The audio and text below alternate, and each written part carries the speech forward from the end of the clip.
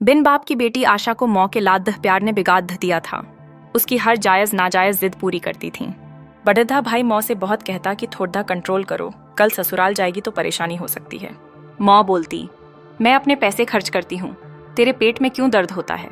आशा के पिताजी 20 बीघा जमीन, एक कोठी और एक दुकान मौ के नाम छोड़ गए थे। बेटी को अपनी माँ पे गुमान था और मौ को अपने पैसों पर। जैसे मौ बदतमीजी से बात करती थी, वही बेटी भी सीख रही थी। भाई दुकान संभालता था और शादी के बाद अलग मकान में रहता था जो दुकान के पास था। आशा कभी मौ के पास तो कभी भाभी के पास रहती थी। धीरे धीरे आशा भाई के साथ ज्यादा रहने लगी क्योंकि उसका घर शहर में था और भाई जब बाहर काम पर जाता तो बहन को दुकान पर बैठा देता। एक तो आशा घर के कामकाज से बच जाती और दूसरा दुकान के नौकरों व पड़ी ढोसी दुकानदारों से नैन मटक्का करती।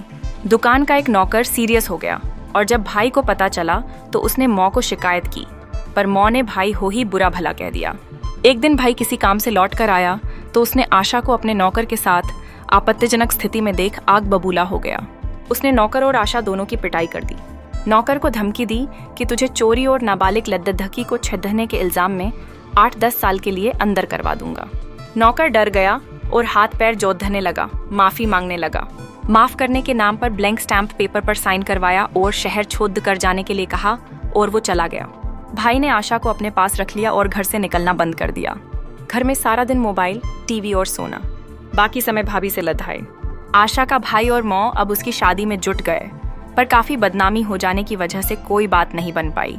फिर आशा की भाभी ने अपने दूर के रिश्तेदार करतार के आगे आशा की तारीफों के पुल बांधकर काफी इम्प्रेस कर दिया और रिश्ता करवा दिया। रिश्ता होने के 1 हफ्ते बाद आशा ने अपने होने वाले से पूछा, मुझे एसी के बिना नींद नहीं आती, तुम्हारे घर में एसी है क्या? उसने मना कर दिया। तो आशा बोली, मैं अपनी मौ से ले लूंगी। करतार ने एसी लगवाने से मना कर दिया, बोला हम बिजली का बिल नहीं दे सकते। आशा ने गुस्से में उसे पता नहीं क्या क्या कह दिया। कुछ दिन बाद आशा ने नया आईफोन लेने की डिमांड कर दी। करतार बोला, मेरे पास नॉर्मल स्मार्टफोन है और तुझे आईफोन चाहिए। आशा ने उसे भिखारी, गरीब और न जाने क्या क्या कह दिया। करतार ने अपनी मौ को बताया कि आपकी बहू तो अभी से डिमांड कर रही है, बाद में क्या करेगी, मैं नहीं संभाल पाऊंगा। करतार की मौ ने अपनी समधन से बात की और सब कुछ बताया। आशा की मौ अपनी समधन पर गुस्सा हो गई। इसमें बुरा क्या है, हर आदमी अपनी पत्नी की इच्छा पूरी करते हैं, इसमें नया क्या है, वो भी करे। रोज रोज की डिमांड और बदतमीजी से तंग आकर करतार ने रिश्ता तोड़ दिया। इससे आहत होकर आशा और ज्यादा क्रोधित हो गई और भाई भाभी से हरदम झगड़ा करने लगी। इसके बाद आशा की भाभी ने एक छोटे से शहर के नौकरी पेशे वाले अपने दूर के रिश्तेदार रोहन से शादी करावा दी और अपनी मुसीबत को रोहन के गले मंड दिया। शादी के लिए सारा खर्चा भी आशा की मौ ने किया। ये सब कुछ इतना जल्दी हुआ कि किसी को कुछ समझने का मौका ही नहीं मिला। आशा की हरकतों के कारण जल्दी ही उनके रिश्तों में खटास आ गई। रोहन ने अपनी सास से आशा की शिकायत की तो सास ने उसे धमकी भरे अंदाज में कहा कि आशा की जरूरतें पूरी करना तेरी जिम्मेदारी है। आशा की हरकतों और मांगों से पहले ही परेशान था और अब सासू मौ की धमनियों ने उसके अहम को घायल कर दिया। नौकरी वाले के पास पैसे चाहे कम हो पर आत्मसम्मान बहुत होता है। बात कोर्ट कचहरी और तलाक तक पहुंच गई। आखिरकार तलाक हो गया और आशा वापस अपनी माँ के पास पहुंच गई। भाई भी अपने परिवार में व्यस्त हो गए। मौ की तबीयत बिगड़ी और वो दुनिया से चल बसी। मौ की सारी प्रॉपर्टी बेटे के नाम हो गई।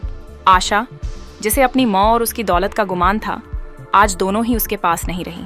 भाभी भी तब तक साथ देती है जब तक उसको सम्मान मिलता रहता है। आशा के व्यवहार ने उसे एकदम अकेला कर दिया। एक मौ ही है जो बेटी का घर बसाने और बिगाड़ने में जिम्मेदार होती हैं। बेटियां नादान होती हैं, पर मौ को समझदारी से काम लेना चाहिए।